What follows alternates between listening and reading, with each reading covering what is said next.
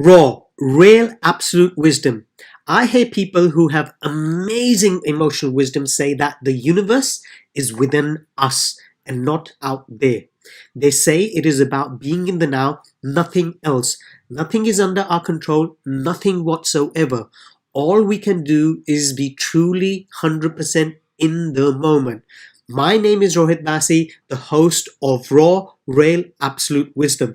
The focus of the show is to assist you, to inspire you, to pass through your failures, focus on your success, and live a wonderful life that you desire, you dream of.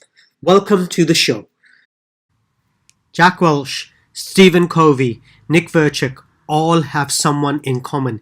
This one person is simply amazing. She has conducted over 5,000 interviews.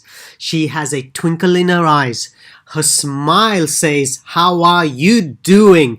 And she shines bright. Her name is Freda. She is from Malaysia, Kuala Lumpur.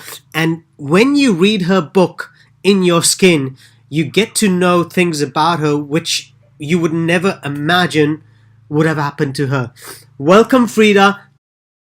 Thank you for being in this podcast series, Raw, Real, Absolute Wisdom.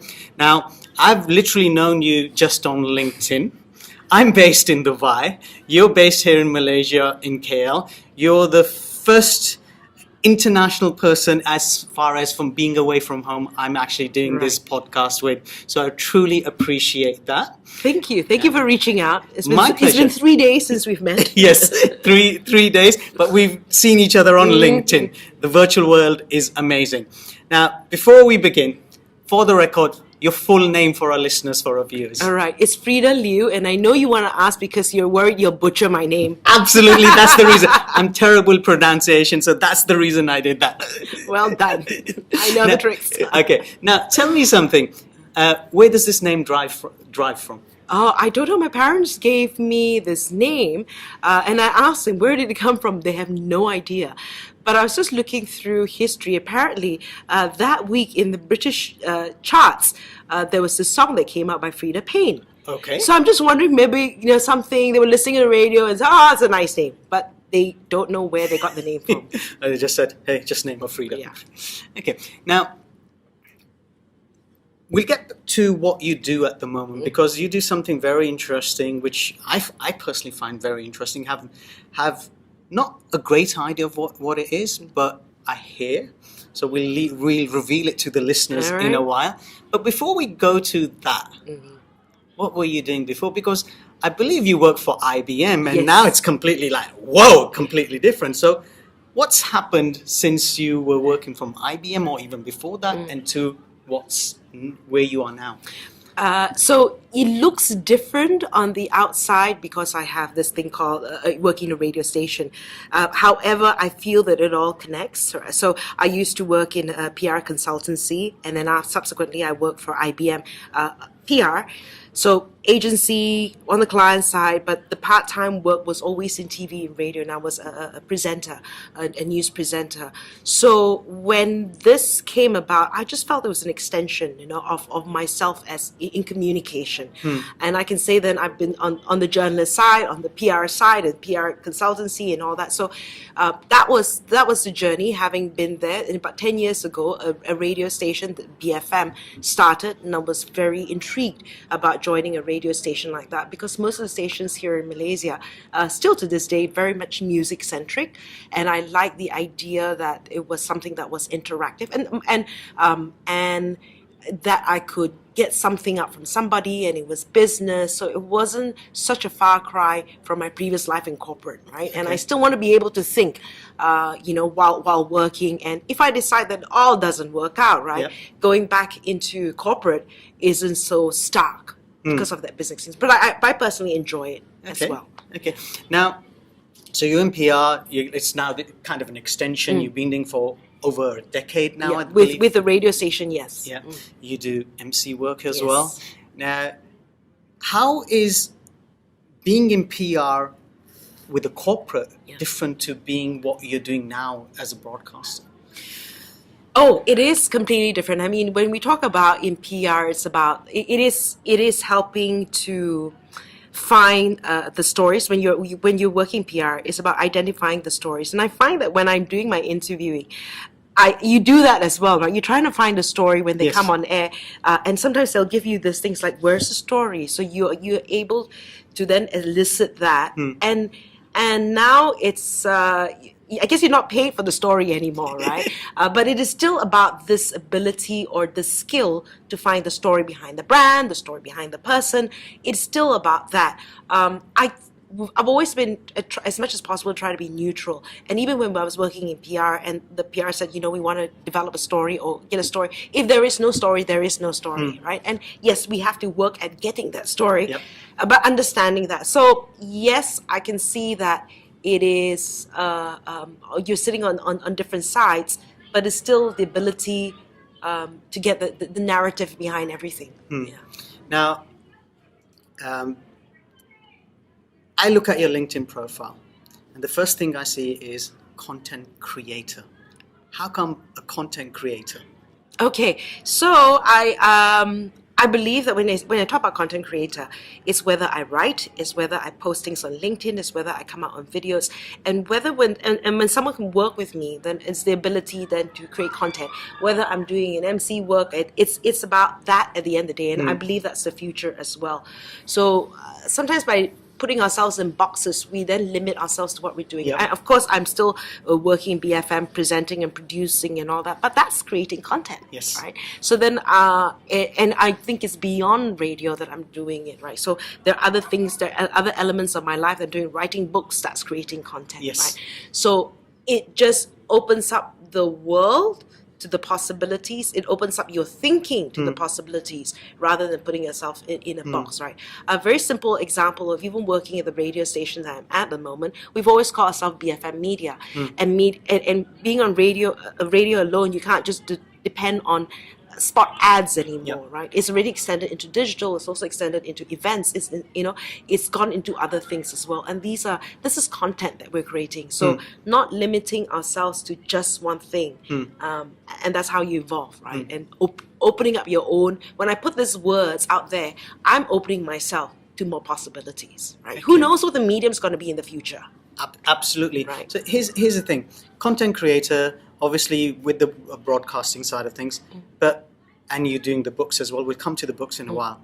Social media has a great influence nowadays. You've got Instagram, Facebook, Snapchat, LinkedIn, and there's so many of them out there. These are like the popular ones which we're talking about. How do you relate your content to all of these different medias? What do you do? How do you go about it? So I make it very personal to me, right? So you understand that LinkedIn is very professional, Yep. right? So then you share things that are very professional in the sense, what are you doing as a speaker, as a moderator, as an MC, that connection. So that's that platform. Facebook, I guess, is also evolved in a certain way, but I've got two Facebook profiles, right? Okay. So one which is very work related, right? So that's that. There's that. I've got my own page. Then there's Facebook where there are people I know, right? So and my rule of thumb is that at least I've met you once, right? Okay. Then I can consider you a friend, right? Yes. So I wouldn't add anybody on it. But that's also kind of personal, whatever my thoughts are. I don't want to try to censor myself too much, right? And then Instagram is the fun stuff, right? Yep. And it's more who I am, right? I mean, you can be professional in all these areas, and I think yes, maybe when the time is right, I will make it a little bit more businessy if it feels right. But at the same time, if I don't feel the will or the energy to do that right now, then I better not. So I need my little fun space, Yep. right? I think we do, and then and you want people to just see that you're a complete person, right? We have many facets to ourselves. You just can't position yourself as the queen of everything all the time, and just it's such a difficult life to live, right? If you're just sort of seen as the mother of all wisdom. I'm not, right? I'm not. So I just want to be, so that when you see me outside, yeah, I saw you holidaying in wherever, so that's just, Okay. you just want to live that. But then of course, then the right platform for that for the professional space is LinkedIn for me then. Now, so your focus tends to be on LinkedIn, and Because you haven't seen me on Instagram. No, I haven't seen you on Instagram yet. Now, which I will see you after this. Question is, nowadays you have a lot of influencers out there. You know, everyone claims they are influencers. Right. They do it by buying followers. I don't know how they do it, but everyone claims they're. You being a woman, what is the impact your work has on the young women out there, and also the one at your age and even elderly? What do you think is the impact they have? Okay, so I always feel that it's important to be authentic, right? I mean, when I look at Kim Kardashian, right, she's authentic to who she is, right? Yes. And she, whether it's to sell the lipstick or whatever, that's your space, right? And when we're so young and we're influenced by these things, and then you try to role model them, you know, so they have that role to play. Yep. And so for me, when I talk about being an influencer, or if I feel that I'm an influencer, that's my space is his internet business space, right? And whether then am I then an inspiration for women who are in their 40s and above, right? Then that's the space that I want to participate in. But be who you are, right? And there's this whole idea of being a micro influencer as well, Okay. right? Where you're just in a particular space. But I don't do these things with that in mind, right? Okay. And of course, I know the impact when you talk about young girls and all that, Yes. and it's scary, right? I don't know what the parents are teaching them, or what values they're instilling with their kids. And you really can't control that. And I look at my son, who's 17, right? So one of the things that I teach him, right? This is all happening in his lifetime, Yes. in his world. He's connected. He's attached to his phone, right? Yes. So I can only talk to him about these things, and and have conversations with him when I said put phone down, talk. Yeah. So you can only do that much, and you hope that people will sort of wisen up to what is right, what's wrong. But this is what it's like right now. It's more prevalent Yep. right now because of online media. But just trust that you've taught the right values to your kids, and that they'll follow the right path. So interesting you speak about your son. I believe he was at the dinner 2 days Yes, ago with us. yes. Now, Reluctantly. so he was reluctant to come to that. So when he was there, I mean, did you ask him afterwards? How did he feel? What went through his mind? Because he said, Mom, why did you say it's just a couple of friends? There were 2 tables there. I said, yeah, you would have come anyway because it was Mother's Day.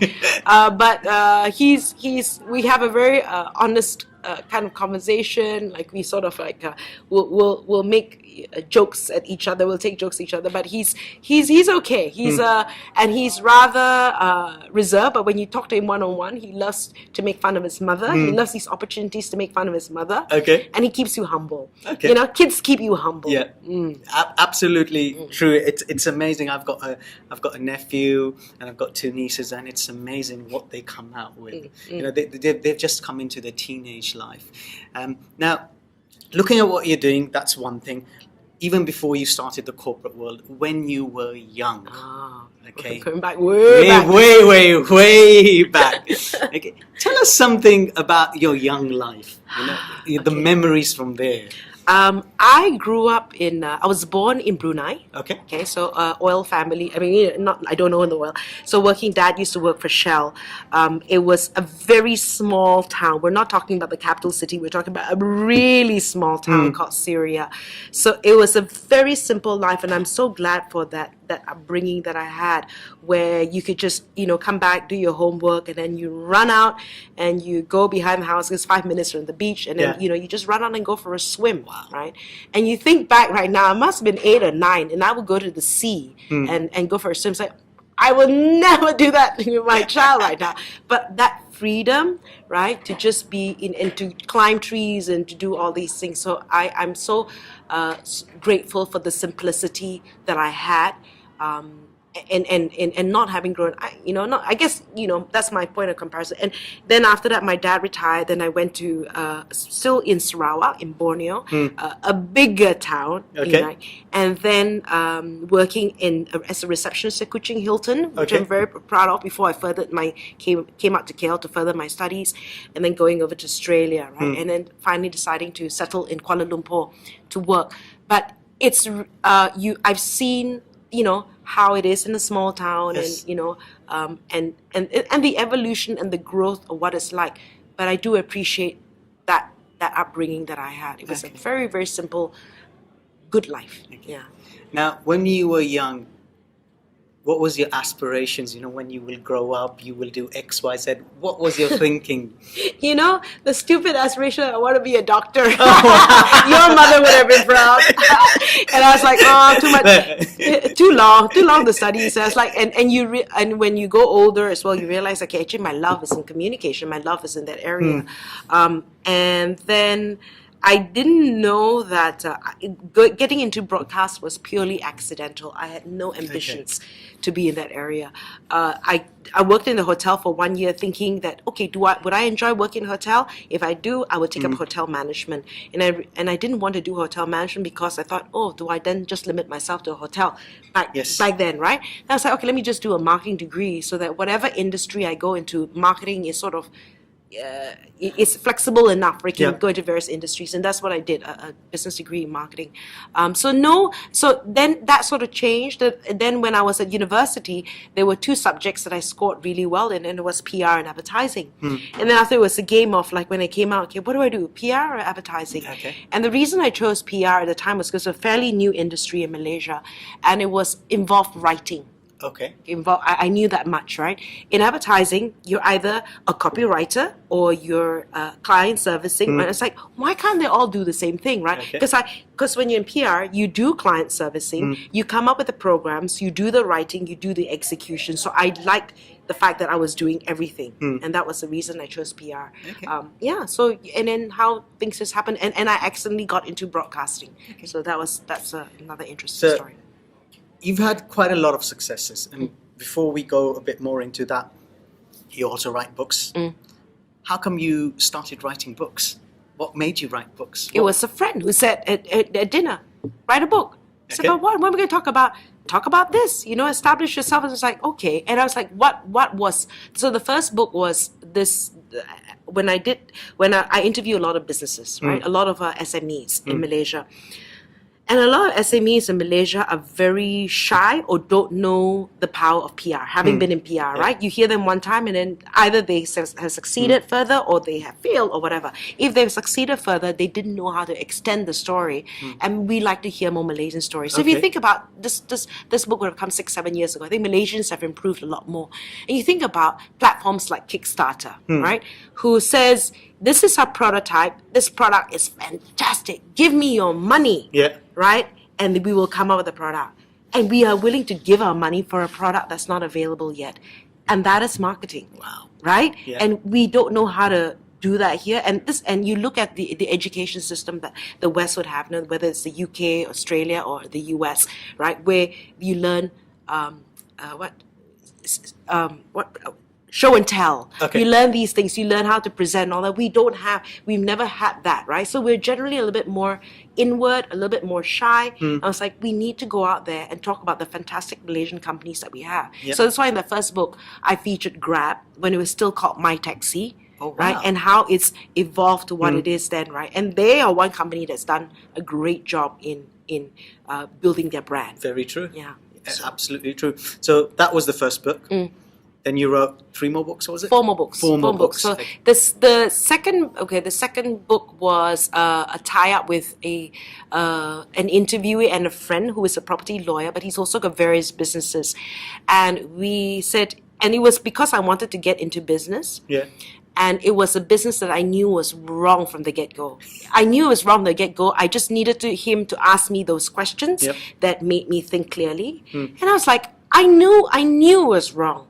But I was like, my goodness, it's like falling in love, It's like an idiot. He's an idiot, but you're not thinking sensibly, right? So I needed him to, it's like, okay, so then we said, let's look at, business ideas and how the male would look at it and the female perspective, right? So we came at this book called Shake and Spear Your Business. That was the second book. The third book was a biography of this guy called Raymond Chew. Raymond Chew brought the concept of point of sales advertising in retail supermarkets in Malaysia. This was close to 30-40 years ago. He passed away and his daughters asked me to write a book about him. So that was the third book. The fourth book was about female entrepreneurs. I chanced upon this book called $1 Million Women, and it was written out in the US where a lot of women-owned businesses never reached the $1 million mark. Right? I was like, oh, it's interesting statistics. I wonder what it's like in Malaysia. So FYI, globally, only 30% of businesses are owned by women. In Malaysia, latest statistics, only 20% are owned by women. Right? So that's 80% that's not, right? Yeah. So just at 20%. Then working and finding out from the National Association of Women Entrepreneurs Malaysia, just based on their members, only 10% of the members have revenues of 500,000 and above. Okay, so we're just talking ringgit, I'm not even talking US dollars. So it's like, wow, that's 90% that don't, right? So I then approach about 15 women who have crossed million ringgit marks in terms of their revenues. And it wasn't so much, I want to know what was the thinking. How was their thinking different? So although it was positioned at women, I think it will apply to everybody, right? It was the mindset, right? Hence the book called Bursting Fixed Mindsets, right? Okay. And what was the thinking that got them, that got their business, to the next level. Okay, so that was the fourth book. The final book that I wrote just recently is called In Your Skin. And it's a little bit more personal. It's about sharing a little bit about my life, about how also there is a lot of, what do you call it, especially women, right? Not being comfortable about who they are, measuring our success on other people's success, and and coming to terms with what is your definition of success. And I found that for me, the getting to that point where I'm comfortable in my skin was finding successes in different areas, whether it's family, whether it's relationships, whether it's fitness. These are the things that help me get to where I'm comfortable in my skin, right? And so because I think it's so important that sometimes even though you're very successful in your career and you look back and you find that your son doesn't know you, is that success, right? So I wanted to address some of these things when we talk about the wheel of life as well, and then getting to that point where you are comfortable in your skin. And I featured different women there. There was one woman, there's this lady called Heidi Kwa. She's been awarded the Young Leaders Award by the Queen, by Queen Elizabeth, right? And she started at 18 years old, Refuge for the Refugees, where she's just helping out the refugees at 18 years old. And what led her was her spiritual belief. And I wanted to highlight that if spirituality led you to that journey, that's great. And then I feature other people where fitness led them to a certain journey, but getting to the point where you are comfortable at, right? And women are faced with more things like ageism and sizeism, where there's a lot of pressure to look a certain way. Absolutely. And depending which part of the world you are, it never works. You'll never win. Yeah. Right? So just getting to the point where you're comfortable in your skin, celebrate your successes, celebrate who you are. And I wanted to talk about the women who are successful in different areas. Okay. Now, 5 books. Which is your favorite book out of all these 5 books?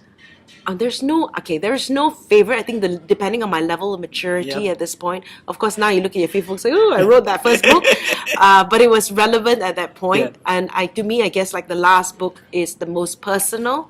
I share a little bit more about my story, about what I feel were failures, what I felt was like how I got out of it, and how it helped me. So I think that one's a bit more personal. I think when you start revealing a little bit more about yourself, and so.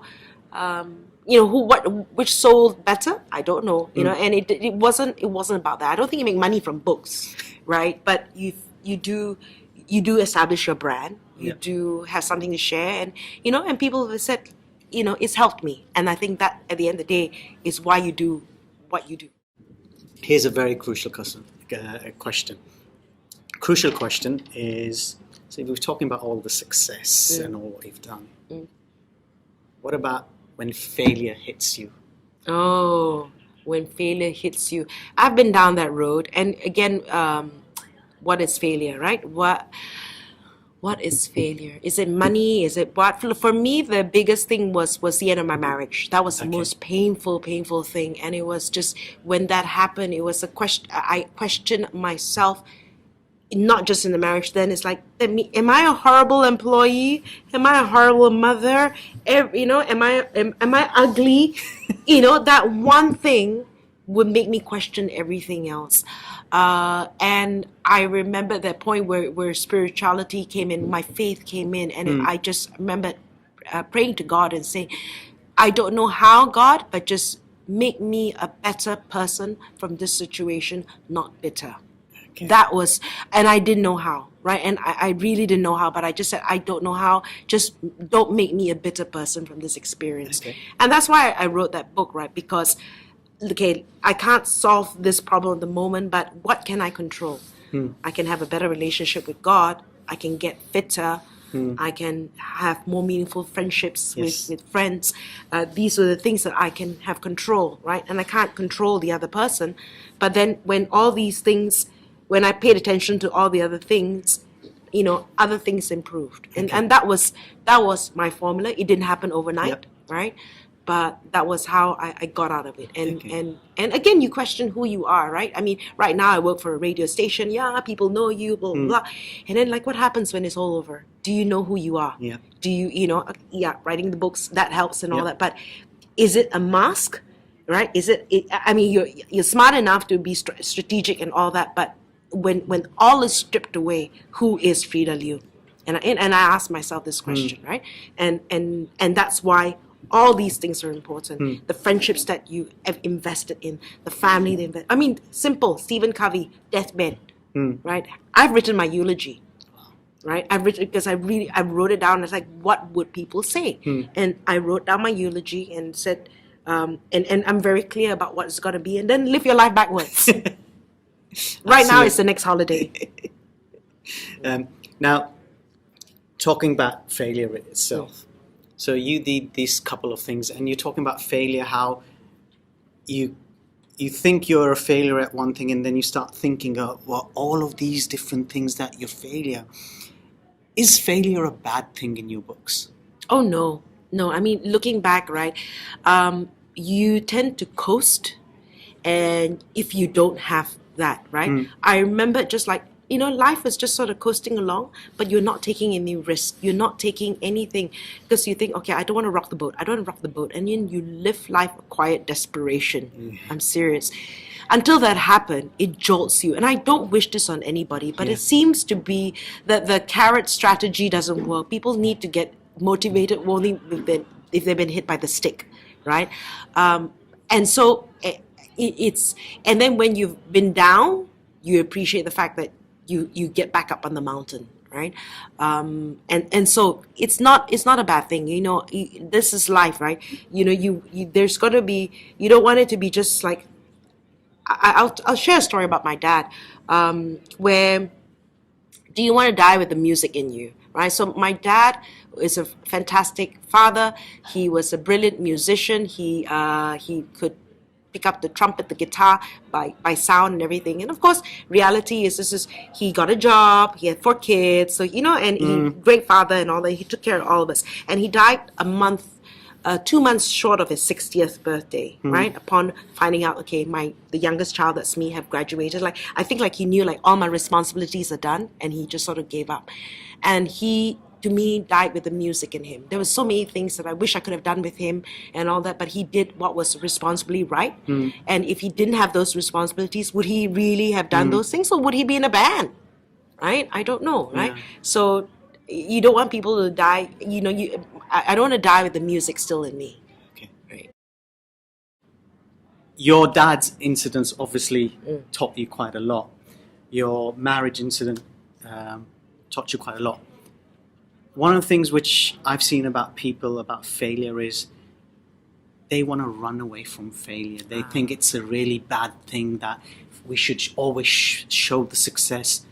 They're not willing to be vulnerable. Right. What are your thoughts on that? Okay.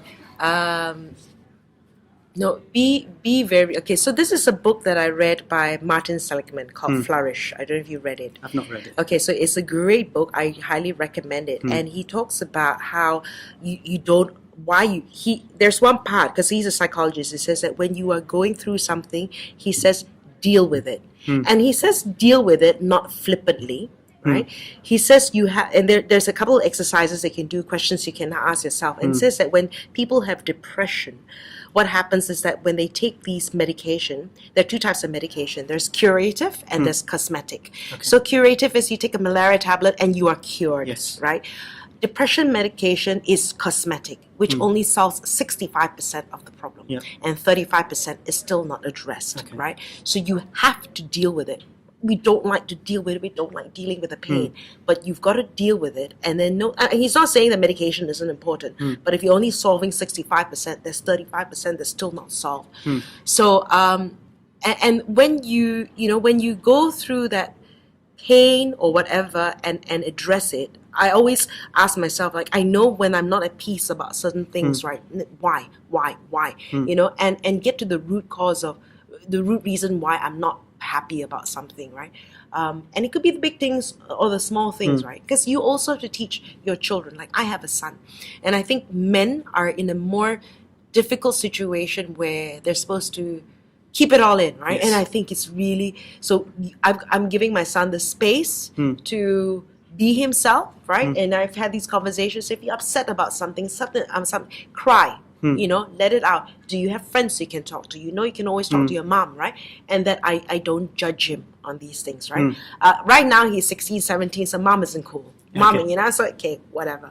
But he knows that he can be open enough to speak with me, and from a very young age, I remember when my mom-in-law was with me, and I know she means well. I said, "Boys don't cry." I said, "Mom, don't say that. Don't say that." Of course, you can cry. I said, "Don't be a cry baby, because you didn't get your sweet." But if something upsets you and something saddens you, cry. If you're feeling angry, if you need to go to a room, scream, whatever, when you're calmer, we can talk about it. But don't keep it all in. Don't bottle it in. It is not healthy, right? It's why is it that we only glorify? These are emotions, right? Yes. Happiness is equal to anger, is equal to sadness, is equal to that. And these are all these emotions that we have to experience it. We have to understand the situation, right, on how we can explain. So, that moment where I'm angry and then I want to slap someone, there is that gap, right? I've learned to widen that gap and go somewhere before I react, right? But I do address the fact that something pisses me off, right? It's okay. Or something makes you sad. It's okay, right? But you just sort of like that moment. So what do you do in that moment to get that gap? There's so many things, right? I mean, it's like, okay, I usually walk away from the situation, right? I usually walk away, go to a room or whatever, festa, da, da, da, and just whatever, journal, what have you, right? Just do have a gin and tonic, whatever, you know what I mean? Yeah. So just do what you need to, and then after that, but don't think it's not there, right? And come back and address it. Come back and how do I then deal this positively? Because understand that everything you do has repercussions and consequences, right? So you don't want to also.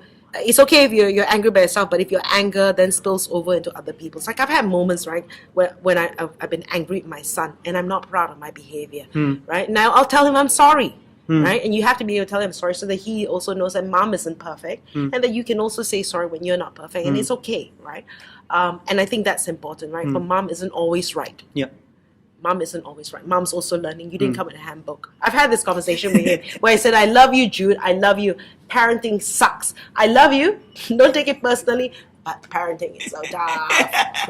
Why can't you just listen to me? That's a very good way to look at it. That's a very, very, it's you're being human. Yeah. That's what you're doing. Now, a time in your life, in your career, let's look at your career, where you just thought, I'm just a big failure. Oh. I can't do this anymore. Okay. Ever happened? I actually, no. So I'm very, so how do I say this? I'm very clear about what I want and don't want, right? Okay. And so if you talk about career, maybe not in the corporate setting, right? Just talking about career. Yeah. No, I've never been, it's never consumed me. My career has never consumed. I love it. It's, and you can create things. I think that's what we're meant to do. We're able to create things and products and all that. So I've never wanted to be the CEO of anything. I want to be the CEO of me, right? So that was very clear. If it meant compromising on my values or meaning time away from my son and all that, then I don't want certain things. So I've been very clear about that. So corporate, I've been very blessed to be working with Okay. all these companies. Not really. Okay, Yeah.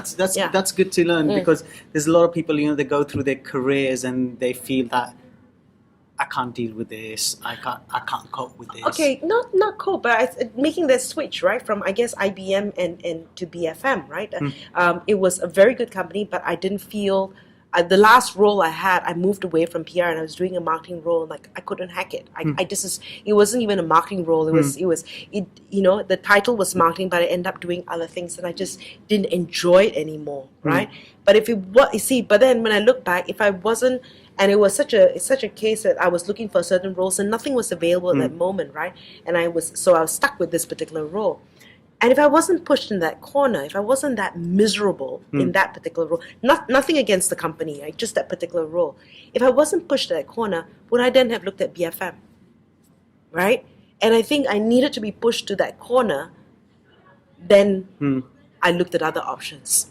You say that I was looking at a post, and as you see nowadays, so many posts on social media.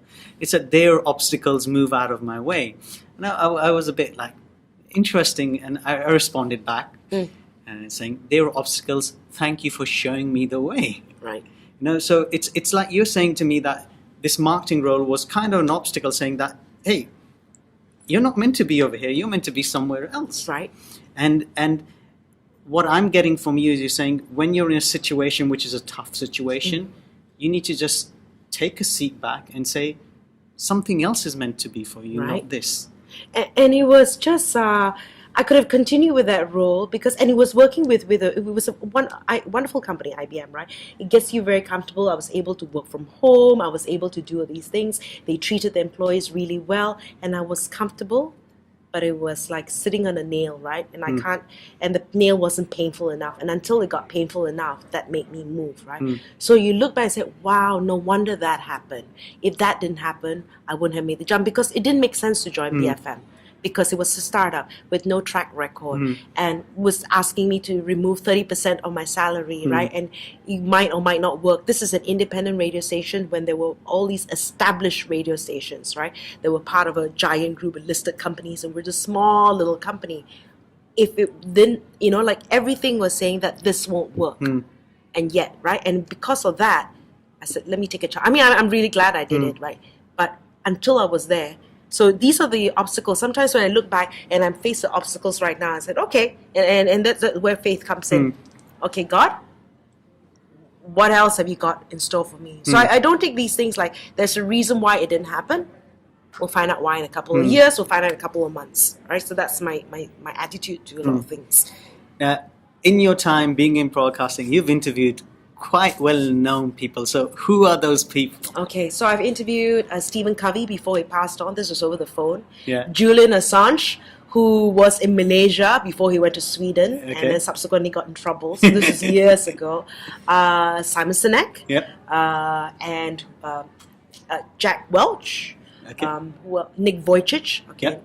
So Martin Cooper, the inventor of the mobile phone. So heaps of people. Prince Andrew, when he was here in Malaysia. So these are some of the names, and good fun. And from these people, I mean, some of them are, I would say, considered as wise. Right. From one of those people who you interviewed, you felt, wow. Did anyone give you that experience or something which is like, this is something which I really needed in my life? Okay, so I'm going to be answer that sounds politically correct, right? Which is like I learned from everybody I know, right? I learned from everybody I know. But who really touched me was Nick Vijucic, right? So he came to the studio and we're doing this interview, and you've heard his story, you've heard, and yet when he says it, you start crying, right? Okay, he's just the warmth and just that energy or that spirit that he has, right?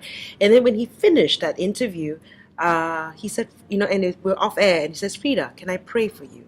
And he prayed for me, and the words he said, like, how did you know? Like, how did you know what to say, right? And it's just like, oh, and then I burst out crying again, that kind of thing. But to me, just that the what he emanated, right? And then of course you end up with a hug and all that, and he's just something else. And it's more the person that he was, like, you know, and like I said, if you hear the interview, it's not like anything that you haven't heard before, but just what he represented. And I guess when you look at him and you think, you know, I can't do this, I can't do that, and this is one guy, no arms, no legs, right? Okay, that's a wake-up call to anything, right? Absolutely. So as we come closing of this interview, what are you grateful for in life? Oh my goodness, I started this journey of 100 days of gratitude. I am grateful to be alive. I am grateful for, I tell you, health. Right? That is such a simple thing. With all the money in the world, if you don't have your health. That's one thing. I'm grateful for my son, who keeps me humble, who makes me laugh. I'm grateful for the work that I have, the opportunity that's been given to me.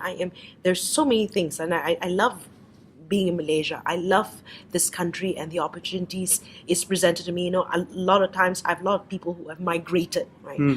When it was a different kind of Malaysia, but I've never felt the need to. I've always felt that this was home, and you know, I'm not saying no to other possibilities, but just this country that has given me a lot. Yeah. And if you were to say one thing to your son, what would that be? That words of wisdom. Wake up! Time to go to school. Time to go to school. No, he is. No, I my words of wisdom. I tell him. I said, you know, for him, whatever you decide in life, completely. He doesn't have to be a doctor, lawyer, or engineer. I think he's into design. He's very good at design. I always tell him, like, you will not in life, just be a man after God's heart. And when I say be a man after God's heart, I said we're always going to have failures. We're always going to make mistakes. We're always going to do these things. But a man after, and not to be God-fearing. Don't do anything out of fear, because you revere God and you love God. You do things that you feel will respect Him and you know, honor Him, and that will always come back. I said, Mom's not perfect, right? But that my heart always comes back to God, and that I will get back on the straight and narrow. Right? We all need alignment, but just to always remember how blessed you are. You know, I mean, that he's never had to miss a meal. He's never had these things. So just and that I feel will humble him to always remember the many things that he's got. Final question. You said something very interesting, talking about the heart. Why is the heart so important? Oh, the heart. You know, people talk about logic, and nuisance, and I hear a lot of people say heart, but nothing about the heart happens. They go into logic again. Right. That, do you know? Okay, I'm just trying to remember a study, but it actually connects. The heart actually connects to the brain. And that you feel, you know, if you had your heart broken, it physically hurts. Yes, it does. It physically hurts. It is so important, especially when you talk about what's happening with technology, with AI and automation and all these sort of things, right? And how people don't connect because of the phone. Yeah. All the more right now, the heart is so important. And that we are, at the end of the day, human beings, and that's going to make us stand apart. Because if you lose the human side, it's going to be a very scary world that we're going to be in. And you look at how people are going to lead and people are going to do that. You always come back to the heart of things, really, at the end of the day. And that's important. Thank you so much for that warm, wonderful interview. Truly appreciate it. Thank you so much. Thanks, Rohit. It's Thank a you. pleasure. Thank you.